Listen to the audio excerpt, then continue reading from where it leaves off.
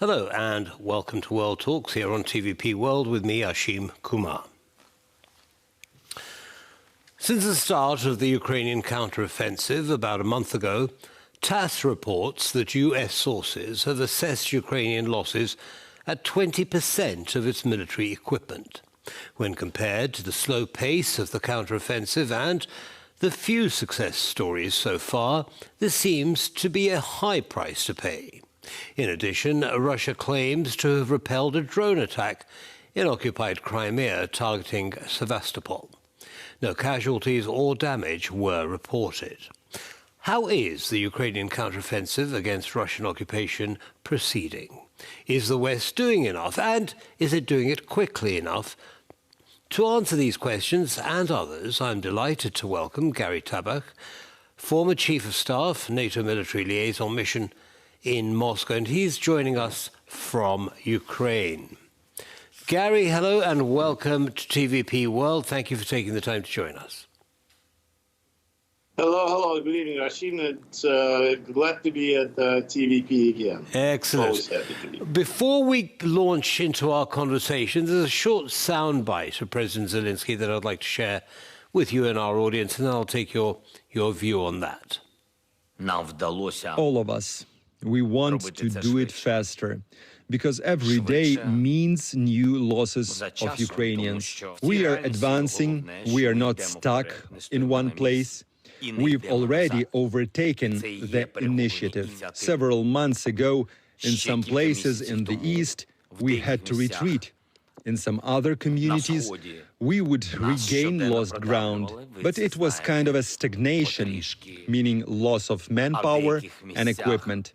And of course, we would all like to see the counteroffensive accomplished in a shorter period of time, but there is reality. Today, the initiative is on our side. So, Gary, what do you make of that? I mean, many people looking at the counteroffensive from the outside in would say, well, nothing much seems to be happening. Would you agree with that assessment? Yeah, well, absolutely, I agree with it. And as the commander of the Ukrainian forces, General Zaluzhny, has stated very clearly, I think, what do you expect? For over a year, we're being promised that the weapons are coming in, that the air superiority is coming in, that the armor is coming in abundance. The Ленд Лиза has been voted and signed by the President of the United States, in a sense saying that Ukraine should get everything that is absolutely needed for a quick victory with the least possible casualties and destruction of infrastructure. But yet, Ukraine got very, very little, extremely little in the weapons-wise, practically no offensive weapons at all. What I mean by offensive weapons is armor, precise munitions, drones, and of course, superiority in the air. I do not think that any commanders in any modern army, modern military, can say that they can conduct offensive operations without superiority in the air. Ukrainians do not have that. They kept waiting for the F-16s, they kept waiting for A-10s, but nothing has arrived besides just promises, more promises. And as we've seen from the NATO summit, there are more promises, the promises being part of NATO, promises that we're going to do absolutely everything. But so far, basically, it's just artillery. And not so long ago, President Biden said that we're even out of artillery shells. Therefore, we're going to provide cluster bombs. You cannot advance. You cannot have an offensive operations. And Ukrainians do not have enough manpower to waste it, to waste lives storming Russian fortified defenses. And the Russians had the entire winter to fortify their positions, their defenses. So what are the Ukrainians are supposed to do? And as General Zaluzhny said, I'm not going to fight on your terms. And when we've seen that during the Russian trouble with criminals and Prigozhin, that mercenary army that they had, that they were advancing on Moscow, our government told the Ukrainians not to destabilize Russia, not to conduct offensive operations, particularly on the Russian territory. What's Russian territory is unclear. The territory that they already occupied, Crimea. But nevertheless, it appears that they were more worried about stabilizing Russia and protecting Putin rather than having supporting Ukrainians with the Ленд Лиза, with everything that they need. So, of course, I think it is unacceptable, or it is not. We shouldn't expect that the Ukrainians are going to advance very quickly, just charging Russian defenses with rifles and some artillery. No, it would not be satisfactory. I mean, military operation. Certainly everything you've laid out there makes sense. One wouldn't expect the Ukrainian military just to throw men, material at the Russians who are so well dug in without the proper equipment. But looking in from the outside, we're constantly hearing about, the US, the UK, Germany, and now even France, as well as the Central European countries, constantly providing weaponry to Ukraine. Is the impression that we're getting incorrect? No, you're getting correct. Now, what we have to do is, now we have to say, what are the weapons that are being provided? Again, the weapons that are being provided by large, by way large, is the defensive weaponry, or at best tactical weapons as artillery. Yes, there are a few tanks, but that's not nearly enough. There is no air superiority, so what mostly it's what we call is a drop in the bucket of defensive weaponry, such as javelins, stingers, something that's to stop Russian advance. But we do not provide anywhere near enough, nearly enough, weapons that would be considered to be an offensive weapons, heavy weaponry. And without those weapons, how much difference would these cluster bombs that President Biden has just promised, how much difference would they make in the counteroffensive? In the counteroffensive, I don't think they'll make any difference, because it's not really an offensive. Again, it's just another form of artillery and mines. So it is not something you can. It's probably more of a. Again, I'm not an artillery man, but it is probably more of a defensive weapons, kind of throws the mines around, so to stop the advancing forces. You cannot advance and you cannot conduct offensive operations with the cluster bombs, particularly that the ones we're providing are not missiles. Those are the rounds that are fired from 777 howitzers, which is about 50 clicks, 50 kilometers range. So it will hardly reach a Russian first line of defense. But even that, all it would do is create actually a minefield in front of the Ukrainian forces to advance. So I don't think it's an offensive weaponry. It is, again, it's a defensive bombs. Right. And they're not that safe. Plus, not all of them that quality made. Not all of them explode. Understood, yes. And that is one of the major criticisms of cluster munitions.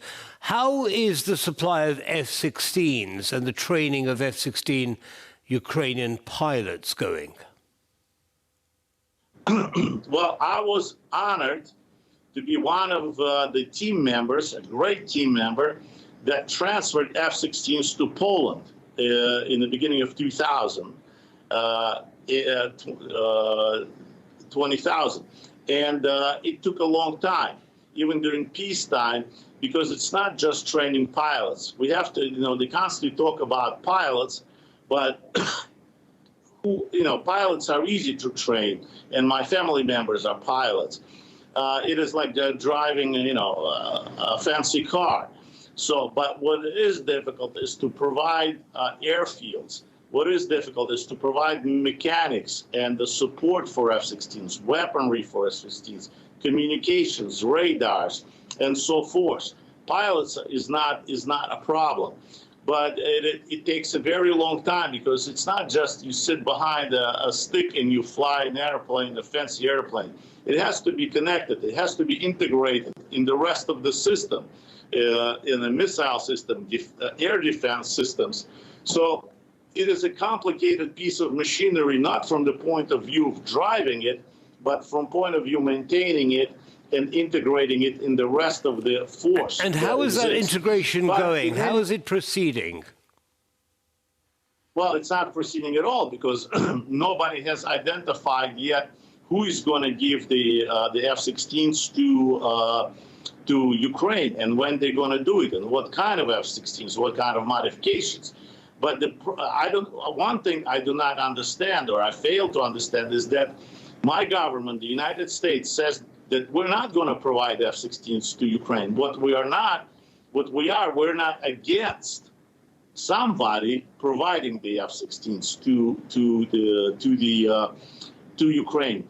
But from my understanding, the Minister of Defense of Great Britain, who was a #1 candidate to head the NATO, was turned down by the United States because, without clearing it with the United States, they said that they were going to train F-16 pilots for Ukraine. And so United States, we're not going to give F-16s to Ukraine. Other countries will. Some countries did say, well, we will give it to them, but it's not that simple. Netherlands cannot give 40 F-16s without replacing them with something else. So yes, they will be negotiating to get F-35s. So I am, as an American taxpayer, saying, wait a minute, why are we going to pay for F-35s for a third country so they can give Ukraine F-16s when we, in our Arizona desert, have a bunch of F-16s mothballed? Why can't we just directly give it to the Ukrainians if we want to do it? Right. Well, that's an ongoing conversation, Gary, and unfortunately the clock is beating us. But before we have to end our chat, I do want to ask you, I understand you've just returned from the Zaporizhzhia power plant. How would you describe the situation there? Well, I'll be honest with you. We wanted to, with my friends, we can't get to the plant because it's occupied by the Russians. But across a river, across the Dnieper River, which is actually dried out because they have exploded the dam and the power plant before, it's very dry. So actually, from the Ukrainian side, we could see that the nuclear power plant. The problem was, or not the problem, actually it was a very good thing. Before we even got to it, Ukrainian police and Ukrainian intelligence forces and security forces have approached us and said, hey, where are you going? And we said, we just want to take a picture of the nuclear power plant from this side. And they said, no, you can't. You gentlemen have to turn around, and we're going to, and they were very, very polite. They were very nice people. And they said, the police is going to escort you back. Please come back after the war. Right. So we had to turn around. So you didn't get much opportunity to examine it in detail. Unfortunately, sorry, very, very quickly, please, Gary. Something I want to say is that everything is under control. There should be no panic at all. Ukrainians are completely under control what's going on, because we couldn't even get close to it. So it is obviously being watched very closely. So no reason for. Excellent. Well, that's certainly a relief, I'm sure, to most people. Thank you very much, Gary, for sharing your experience and expertise with our audience. Have a good evening. And that's all from us here on World Talks. Goodbye for now.